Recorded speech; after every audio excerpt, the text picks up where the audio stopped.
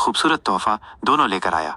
पिछले कई दिनों से मेरी भोजन वितरण वाली रिक्शा खराब पड़ी थी। मेरा काम तो नहीं रुका, लेकिन मुझे अपनी छोटी स्कूटर से ही लोगों तक खाना पहुंचाना पड़ रहा था। स्कूटर पर काम करना बहुत थका देने वाला था।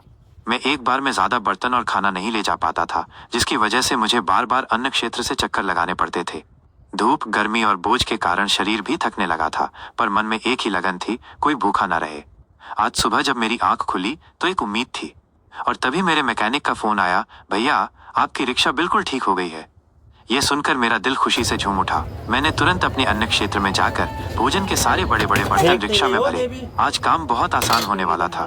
मैं रिक्शा को सजा धजाकर पूरी तैयारी के साथ निकला। जैसे ही मैंने रिक्शा का हैंडल पकड़ा, मेरी नजर अपनी स्कूटर पर गई, जो पास में ही खड़ी थी। मैंने सोचा एक बार उसे स्टार्ट करके देख लूं। मैंने चाबी घुमाई और सेल्फ दबाया, लेकिन स्कूटर की मोटर से एक अजीब सी आवाज आई और वो शांत हो गई। मोटर खराब हो चुकी थी। एक पल के लिए मुझे लगा कि आज का दिन ही ऐसा है। एक चीज ठीक होती है तो दूसरी खराब हो जाती है। मन में थोड़ी उदासी छा गई। तभी मेरी नजर एक मुस्कुराते हुए नौजवान पर पड़ी, जो पास से गुजर रहा था। वो मेरे पास आया और बोला, भैया आप भोजन वितरण करते हैं ना? क्या मैं आपकी मदद कर सकता हूँ? मैंने उसे पहचान लिया। वो प्रेम भट्ट था, मेरे पड़ोस में रहने वाला एक छोटा भाई। उसकी आंखों में एक सच्ची लगन और सेवा का भाव था। मेरे चेहरे पर उदासी की जगह मुस्कान आ गई। स्कूटर खराब होने का दुख मैं भूल गया। मैंने उसे तुरंत रिक्शा में बैठने को कहा। प्रेम भट्ट ने मेरे साथ मिलकर भोजन बांटना शुरू किया। आज का काम अद्भुत था। एक तरफ मैं लोगों को खाना परोस रहा था, तो दूसरी तरफ प्रेम भट्ट सबको बुलाकर बड़े प्यार से खाना दे रहा था।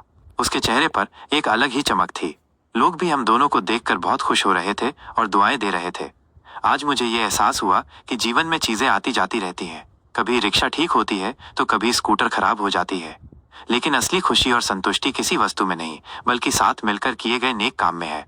आज रिक्शा के ठीक होने से ज्यादा खुशी मुझे अपने छोटे भाई प्रेम भट्ट के साथ मिलकर लोगों को भोजन बांटने में हुई। पवित्र प्रभास क्षेत्र की ये कहानी।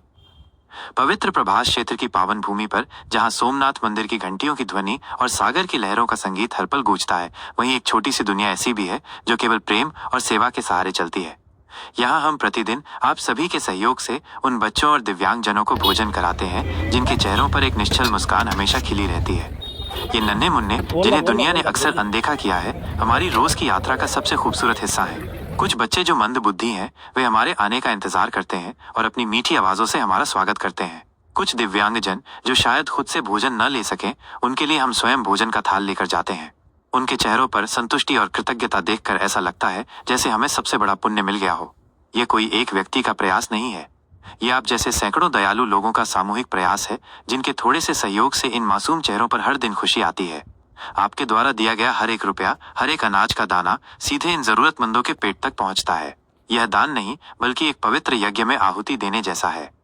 इस पुण्य और पवित्र भूमि में, जहां हर कण में भगवान का वास है, आप भी अपनी स्वेच्छा से अपना सहयोग कर सकते हैं।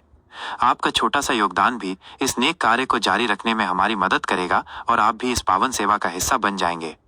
आप भी अपनी स्वेच्छा से अपना सहयोग देकर इस पुण्य कार्य में भागीदार बन सकते हैं।